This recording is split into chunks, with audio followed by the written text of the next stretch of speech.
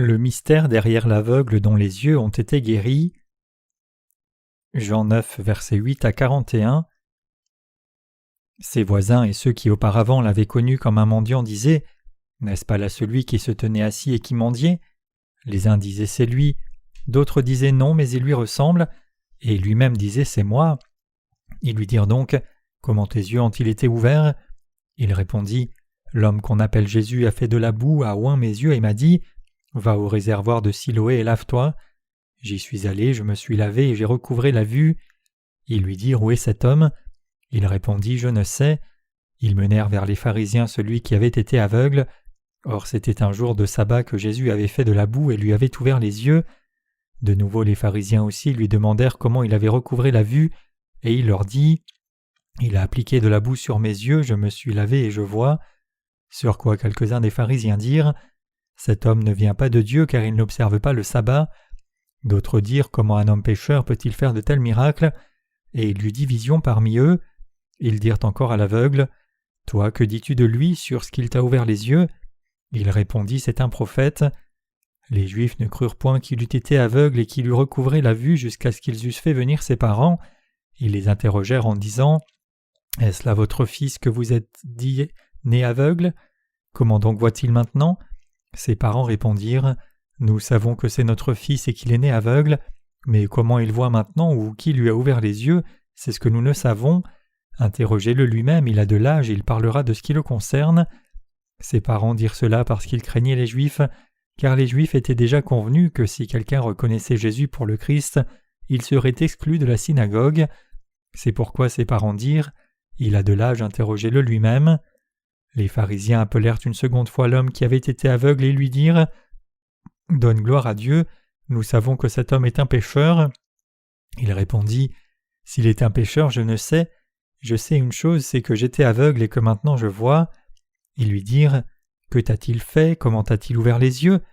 Il leur répondit « Je vous l'ai déjà dit et vous n'avez pas écouté. Pourquoi voulez-vous l'entendre encore? Voulez-vous aussi devenir ses disciples ?» Ils l'injurièrent et dirent « C'est toi qui es son disciple, nous sommes disciples de Moïse. Nous savons que Dieu a parlé à Moïse, mais celui-ci nous ne savons d'où il est. » Cet homme leur répondit « Il est étonnant que vous ne sachiez d'où il est, et cependant il m'a ouvert les yeux. Nous savons que Dieu n'exauce point les pécheurs, mais si quelqu'un l'honore et fait sa volonté, c'est celui-là qui l'exauce. Jamais on n'a entendu dire que quelqu'un ait ouvert les yeux d'un aveugle né.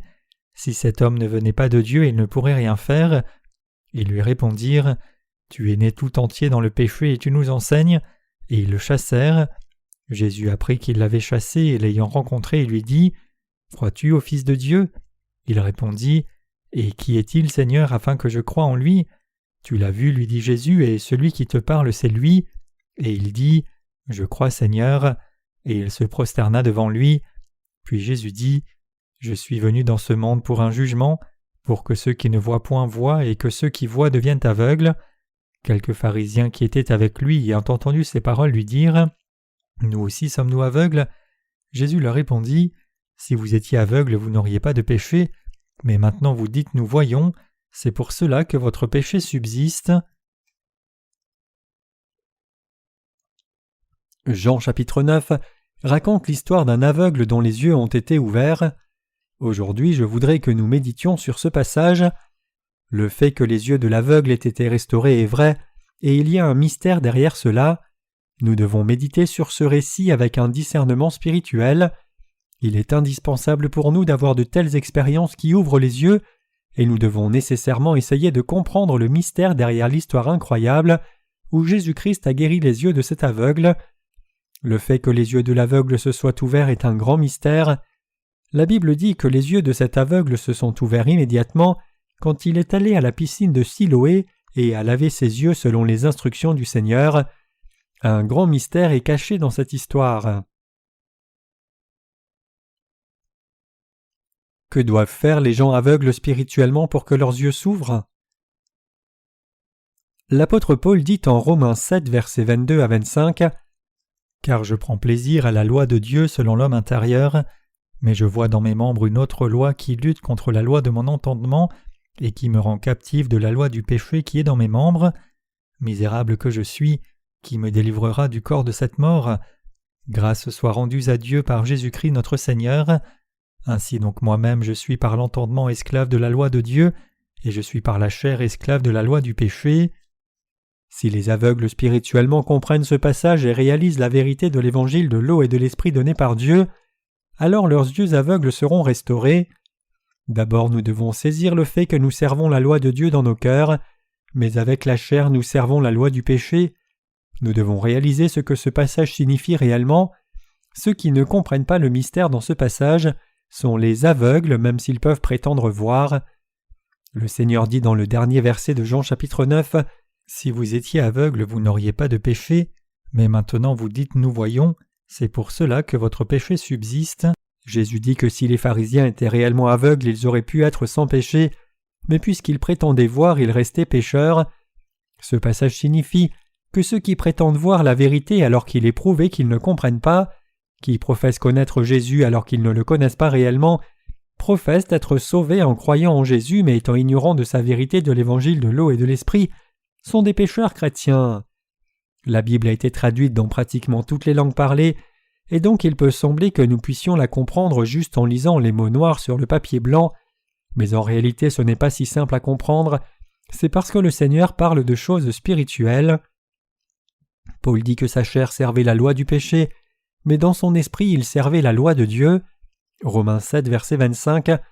Chaque chrétien sert la loi de Dieu au moins dans son cœur. Nous craignons tous Dieu. Nous savons qu'il est le Créateur absolu, le Tout-Puissant et notre Sauveur parfait, et nous croyons en son salut. Donc nous pouvons tous nous approcher de Dieu dans la reconnaissance et avec respect. Mais pour ceux qui ne craignent pas Dieu et ne savent pas réellement qui il est et ne comprennent pas qui Jésus-Christ est réellement et ne réalisent pas la gravité de sa colère, ils devraient évidemment chercher d'abord à essayer de comprendre ce que l'apôtre Paul a dit. Paul dit qu'il servait la loi de Dieu avec son cœur et la loi du péché avec sa chair. C'est vrai pour tout le monde, indépendamment que quelqu'un soit né de nouveau ou pas. C'est le désir du cœur de tout le monde de vivre vertueusement et droitement. En dépit de cela, tout le monde sert le péché avec son corps. C'est pour cela que la Bible dit que pour suivre le Seigneur, nous devons rejeter nos pensées charnelles et nous soumettre à lui. Néanmoins, tout le monde sert la loi du péché dans sa chair. Cela signifie que tout le monde suit ce que la chair désire, mais dans le cœur, les gens désirent réellement servir la loi de Dieu.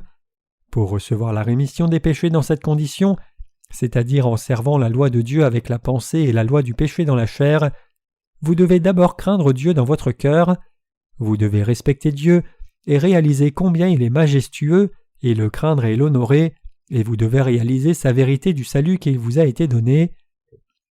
C'est pour cela que la Bible est si difficile à comprendre même si elle peut sembler facile.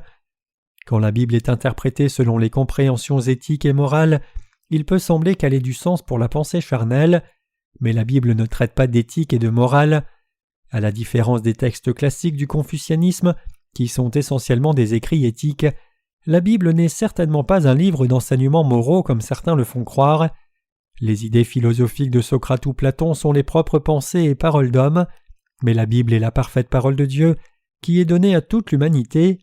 Parfois elle parle à ceux qui sont nés de nouveau, et d'autres fois elle parle directement à ceux qui ne sont pas encore nés de nouveau. C'est pour cela que c'est si compliqué. Beaucoup de gens professent qu'il est très facile de croire en Jésus. Ils disent que l'on peut devenir enfant de Dieu juste en le priant et acceptant Jésus comme son sauveur. Mais tout le monde ne peut pas devenir enfant de Dieu juste en acceptant Jésus dans la prière. C'est une parole si insensée. Juste parce que quelqu'un dit de sa bouche qu'il accepte le Saint-Esprit ou Jésus, cela ne signifie pas que Jésus ou le Saint-Esprit vient réellement dans le cœur de cette personne. Dieu ne fait pas nos demandes. Dieu est fondamentalement différent de nous. Il est saint et parfait, et nous ne lui correspondons pas. À propos de Jésus, Jean-Baptiste a dit « Mais au milieu de vous, il y a quelqu'un que vous ne connaissez pas, qui vient après moi.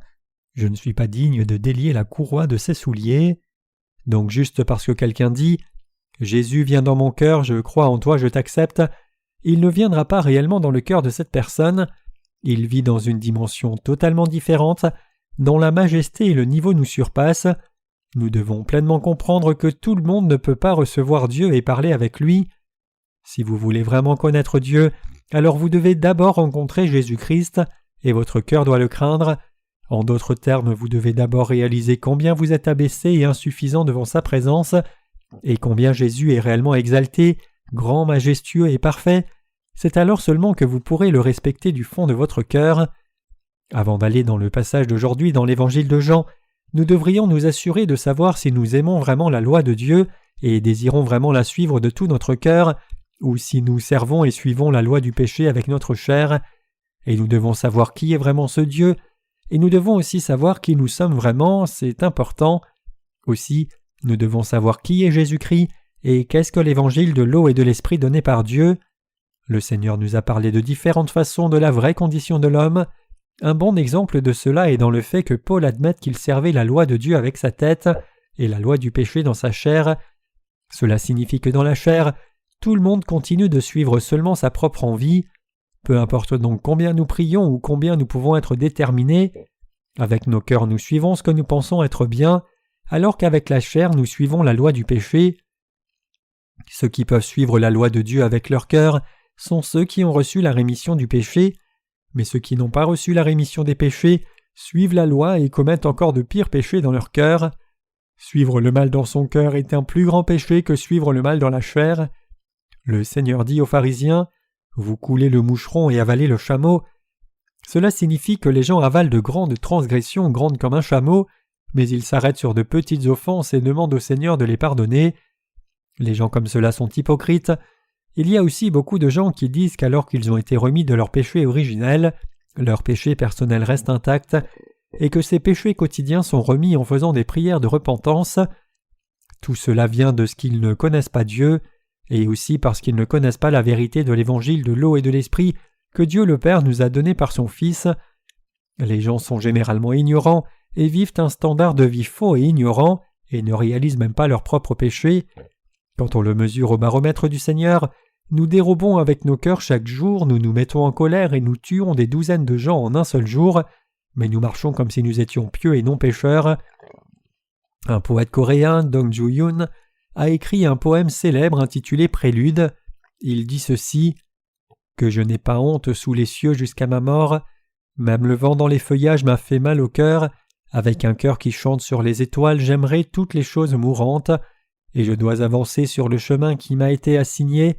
Ce soir aussi les vents repoussent les étoiles. » Ceux qui ont fixé un haut standard de vie sans aucune honte devant Dieu savent combien de péchés ils commettent en un jour. C'est pour cela que les chrétiens et non-chrétiens aussi doivent avoir un haut standard de vie. Puisque les gens possèdent un standard hypocrite, ils pensent qu'ils ne sont pas pécheurs devant Dieu et donc leur cœur n'est pas troublé du tout. Et à cause de ce standard charnel, ils pensent qu'ils ne vont pas en enfer. C'est aussi parce que leur standard est si bas qu'ils disent « Je suis assez bon, et si quelqu'un comme moi va en enfer, alors tout le monde ira en enfer. » Si le standard est élevé, alors l'on est poussé à accepter devant Dieu que l'on mérite d'être jugé en enfer une douzaine de fois, et l'on réalise que l'on a vraiment besoin d'être sauvé par Dieu et demande son aide, donc nous devons avoir un standard élevé. Dieu a donné 613 statuts de la loi, nous ordonnant que personne ne devrait avoir d'autre Dieu devant lui. Il a résumé ces 613 statuts de la loi en 10 commandements majeurs. Bien que nous soyons nés par nos parents terrestres, nous devons comprendre que nous sommes nés à cause de Dieu, mais en vivant dans ce monde nous allons servir toutes sortes d'idoles, donc nous appelant un tas de péchés. Dieu nous a donné la loi pour que nous réalisions ce péché. En dépit de cela, les gens adorent des idoles plutôt que Dieu.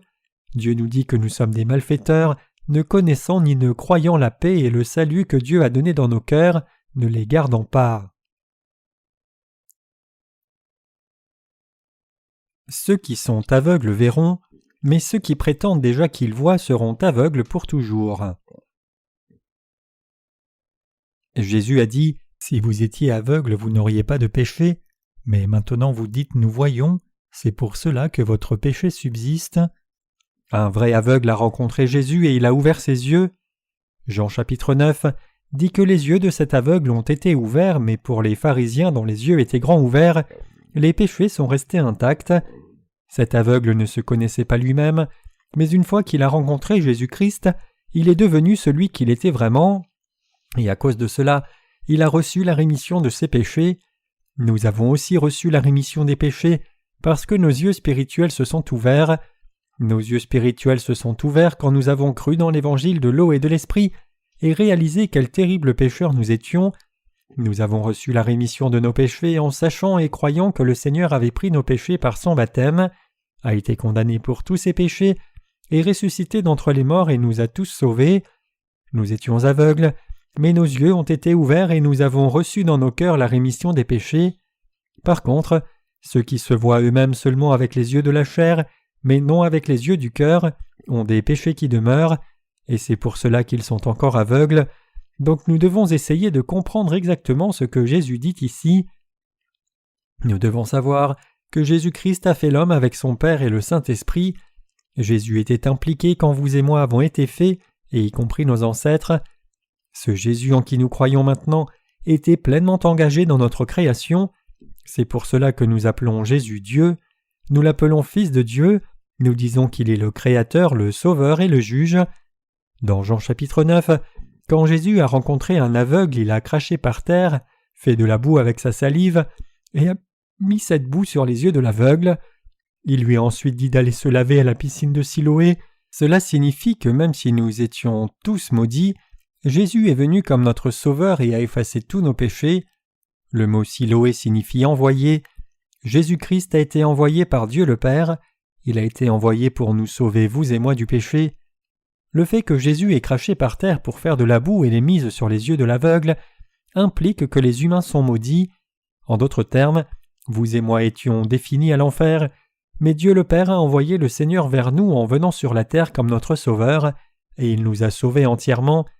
Venant sur la terre incarné dans la chair d'un homme, Jésus a reçu le baptême sur son corps pour porter tous nos péchés, a été condamné à la croix en portant tous ses péchés, et nous a sauvés ainsi. Tout comme l'eau dans la piscine de Siloé a lavé la boue, le crachat et la saleté qui étaient sur les yeux de l'aveugle, et qu'il a retrouvé la vue, le Seigneur a purifié de la même façon tous nos péchés par son baptême et son sang à la croix.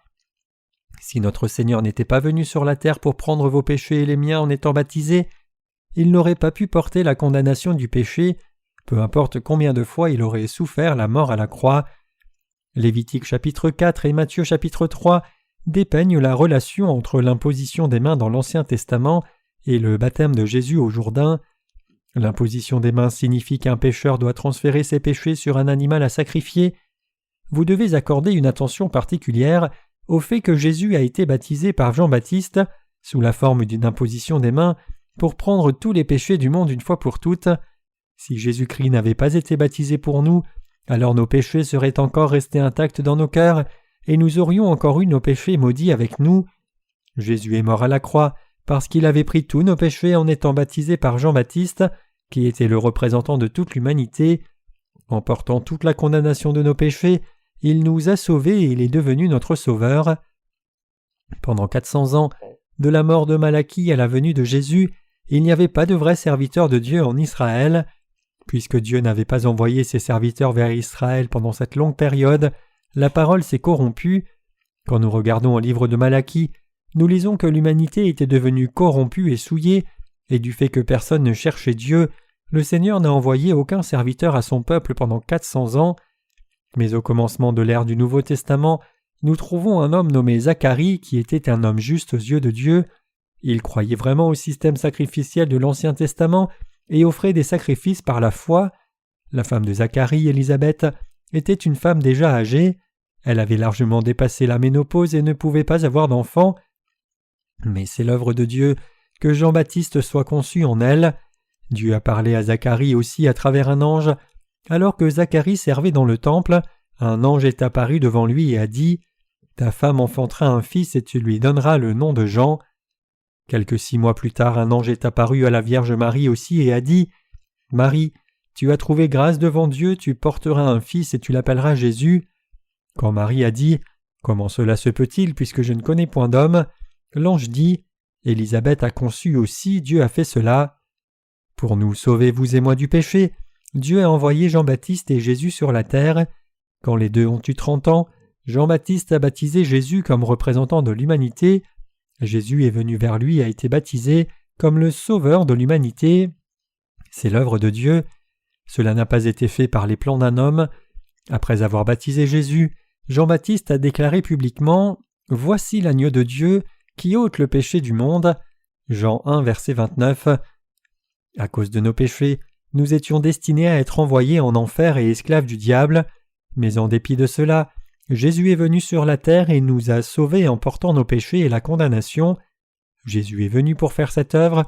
Il a d'abord cherché à être baptisé par Jean-Baptiste, et quand Jean a baptisé Jésus, tous les péchés de l'humanité ont été transférés sur lui. C'était pour cette œuvre que Jean-Baptiste était venu sur terre, et il a aussi été envoyé par Dieu le Père. Jésus-Christ le Fils de Dieu et Jean-Baptiste étaient tous deux envoyés par le Père selon sa volonté. C'était pour accomplir la promesse que Dieu avait faite dans l'Ancien Testament. En d'autres termes, en étant baptisé par Jean-Baptiste, Jésus a porté tous nos péchés une fois pour toutes, et il a été crucifié et a versé son sang pour porter la condamnation du péché, et en ressuscitant d'entre les morts, il nous a sauvés entièrement. C'est la providence de Dieu et son œuvre. Jésus a dit qu'il n'y avait personne dans ce monde qui ait été plus grand que Jean-Baptiste. Élie était l'un des plus grands prophètes dans l'Ancien Testament qui a combattu 850 prophètes de Baal et d'Astarté pour Dieu. Pour déterminer qui était le vrai Dieu, Baal ou Yahweh, Élie et ses prophètes ont décidé de faire des sacrifices. Les prophètes de Baal et d'Astarté ont prié toute la journée du lever du soleil à son coucher, mais ils n'ont pas pu faire brûler leurs sacrifices sur l'autel. Mais quand Élie a prié Dieu, le feu est descendu du ciel et a consumé tous les sacrifices de chair, le bois, et a même effacé l'eau qui remplissait les fossés autour de l'autel. Quand le peuple d'Israël a témoigné de cette chose incroyable, ils ont reconnu que seul Yahweh était le vrai Dieu vivant, et ils sont revenus à lui. Il n'y avait pas de prophète aussi étonnant qu'Élie. Tout comme Élie a conduit le peuple d'Israël vers Dieu, ce n'est autre que Jean-Baptiste qui a ramené tout le monde vers Dieu. Matthieu 3, versets 16 à 17 dit « Dès que Jésus eut été baptisé, il sortit de l'eau, et voici les cieux s'ouvrirent, et il vit l'Esprit de Dieu descendre comme une colombe et venir sur lui. Et voici une voix fit entendre des cieux ces paroles, « Celui-ci est mon Fils bien-aimé, en qui j'ai mis toute mon affection. » Le baptême signifie aussi être couvert de quelque chose. En étant baptisé par Jean-Baptiste, Jésus a été couvert de nos péchés, et il les a acceptés sans en laisser un seul. Jésus-Christ prit ainsi nos péchés par son baptême, et en portant la condamnation de nos péchés, il a pu nous sauver entièrement. C'est la volonté de Dieu le Père, personne ne peut changer cela. Nous devons connaître cette vérité du salut que Dieu a accompli pour nous. Même avant la fondation du monde, Dieu avait planifié d'effacer tous nos péchés par l'évangile de l'eau et de l'esprit, et a fait de nous ses enfants par son Fils Jésus-Christ. Et selon le plan de Dieu, nous avons reçu la rémission de nos péchés, et avons loué Dieu et joui de la gloire du ciel. Dans ce plan, nous trouvons Jésus et Jean-Baptiste. Nous trouvons aussi les serviteurs de Dieu de l'Ancien Testament, les serviteurs de Dieu d'aujourd'hui, et vous et moi également. Tout comme vous avez un plan et un but quand vous faites quelque chose, de même Dieu a aussi un plan et un but quand il nous a fait, vous et moi, et a créé cet univers et tout ce qu'il contient. Le plan de Dieu et le but n'est autre que la rémission des péchés pour vous et moi. Ayant purifié tous nos péchés et fait de nous l'épouse de Jésus-Christ, nous irons dans son royaume pour jouir de la vie éternelle et vivre pour toujours dans la puissance et la gloire. C'est pour cela que nous devons connaître ce merveilleux plan de Dieu. Ceux qui professent qu'ils peuvent voir et en même temps ne savent rien de l'évangile de l'eau et de l'esprit sont aveugles. Ce sont ceux qui ont reçu la rémission des péchés dans leur cœur, qui ont eu les yeux spirituels ouverts. Jésus a dit à l'aveugle d'aller à la piscine de Siloé et de laver ses yeux. Quand le Seigneur est venu sur cette terre comme notre Sauveur, il a pris tous nos péchés en étant baptisé par Jean-Baptiste. Vous devez aussi aller à cet endroit et transférer vos péchés sur lui par la foi. Vous et moi devons transférer nos péchés sur Jésus. Nous devons croire et reconnaître de tout cœur que Dieu a accompli notre salut de cette façon et qu'il a expié tous nos péchés et nous a sauvés de la sorte. C'est ainsi que nous sommes sauvés. Il n'y a pas d'autre moyen. Puisque vous croyez en Dieu et la vérité qui a été établie par lui, et puisque Jésus-Christ a pris tous nos péchés en étant baptisé, il vous dit d'aller à la piscine de Siloé et de vous laver. La condamnation pour nos péchés doit être portée à la croix. Nos péchés ont été transférés sur Jésus par la foi par le baptême qu'il a reçu, et Jésus a porté la condamnation de tous nos péchés sur cette croix. Quand Jésus-Christ a été crucifié, votre ancienne personne et mon ancienne personne ont aussi été crucifiées. Donc ce n'est plus moi qui vis, mais Jésus-Christ vit en moi et en vous.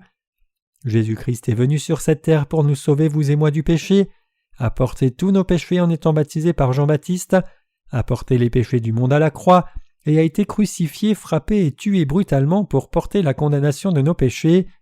Par son propre corps, il a effacé tous nos péchés et a été condamné pour eux. La Bible nous dit que le salaire du péché, c'est la mort. Le corps de Jésus a péri en portant tous nos péchés, mais 3 jours après sa mort, il est ressuscité des morts tout comme il l'avait promis. Il nous a sauvés ainsi. Donc plutôt que d'être attirés dans les propres pensées d'hommes et les mensonges du diable, nous devons saisir le grand plan de Dieu et y croire conformément. Nous devons dire « Au nom du Seigneur Jésus, je te l'ordonne par Satan ». Il est écrit « Vous connaîtrez la vérité et la vérité vous rendra libre ». Il est donc absolument critique d'avoir la bonne connaissance sur notre salut. Si vous désirez vraiment effacer vos péchés, vous devez aller à la piscine de Siloé et les y laver. Cela signifie que devant la croix n'est pas l'endroit où vous devez demander à Dieu d'effacer vos péchés, puisqu'il a déjà pris ceci en étant baptisé par Jean-Baptiste. Il a été condamné pour les péchés du monde, et les péchés du monde incluent nul autre que nos péchés à vous et moi, et tous les péchés de nos ancêtres et de leurs nombreux descendants. Le Seigneur a porté tous nos péchés en étant baptisé, les a portés en étant condamné à la croix, et est par là devenu notre Sauveur. Il nous a ainsi sauvés parfaitement du péché. La raison pour laquelle les gens ont encore des péchés dans leur cœur en dépit de cela, c'est qu'ils ne croient pas en ce que le Seigneur a accompli pour eux. C'est parce qu'ils n'ont pas uni leur cœur avec Christ et chacun des actes justes de son ministère. Vous devez unir votre cœur avec Jésus-Christ quand il a été baptisé. Quand Jésus a été baptisé, il a ordonné à Jean-Baptiste « Laisse faire maintenant car il convient que nous accomplissions ainsi tout ce qui est juste ». Le fait que Jésus ait été baptisé signifie qu'il a pris tous les péchés de l'humanité.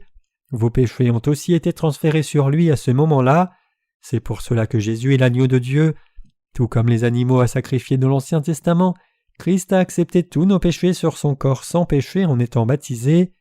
Vous devez donc unir vos cœurs à cet acte juste. Puisque tous les péchés du monde ont été transférés sur Jésus quand il a été baptisé, vous devez réaliser et saisir que vos péchés ont aussi été transférés sur lui. Les gens de nos jours disent que Jean-Baptiste est insignifiant. Même parmi les érudits bibliques et pasteurs, il y a ceux qui disent que Jean-Baptiste est un échec complet, mais nous devons savoir que c'est ce que disent les ignorants. Au sujet du rôle de Jean-Baptiste, la Bible témoigne comme suit. Selon ce qui est écrit dans Ésaïe le prophète, « Voici j'envoie devant toi mon messager qui préparera ton chemin. C'est la voix de celui qui crie dans le désert. Préparez le chemin du Seigneur, aplanissez ses sentiers. » Marc 1, versets 2 à 3. Puisque Jean-Baptiste a transféré le péché sur Jésus, il a été possible à tous les gens méchants de ce monde d'être purifiés de leurs péchés.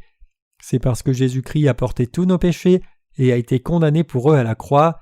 Jean-Baptiste n'est pas celui qui nous a sauvés, mais son devoir était de transférer tous les péchés de l'humanité sur Jésus, en obéissance à la volonté de Dieu. Il était l'un des plus précieux serviteurs de Dieu. Dans le pays entier de Judée, seul Jean-Baptiste pouvait dire aux Juifs, aux pharisiens et aux souverains sacrificateurs qu'ils étaient une race de vipères.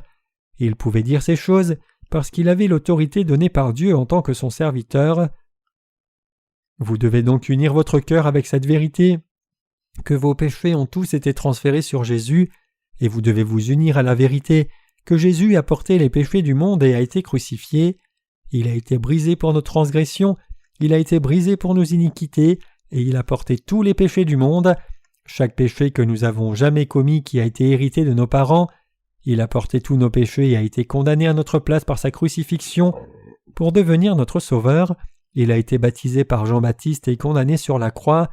S'il n'avait pas reçu ce baptême, il n'y aurait pas eu besoin qu'il se rende sur cette terrible croix. Si vous lisez la Bible attentivement, vous verrez combien le rôle de Jean-Baptiste était réellement important.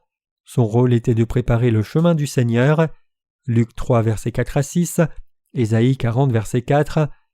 Donc Dieu enverra tous ceux dont le cœur est arrogant en enfer, mais pour ceux qui reconnaissent vraiment Dieu et le craignent, il leur a donné la rémission des péchés et a fait d'eux ses propres enfants.